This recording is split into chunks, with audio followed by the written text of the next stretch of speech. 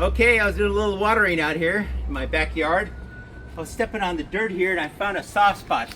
I pulled out my handy dandy yard butler, found a couple of soft spots, made a couple of holes here. I got 3 of them here, 4 of them here, where I found some soft spots. And then I'm going to use my Tomcat, Gopher, and Mole bait. The way you use this is, all you do is once you find the hole, this is going to make an impression. So I got my 4 holes here. Once I got the 4 holes there, I just open up the top and I start pouring a few pellets in there.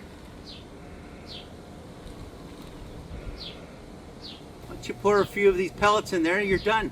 Basically, that's it. Gopher will come up, eat a few pellets,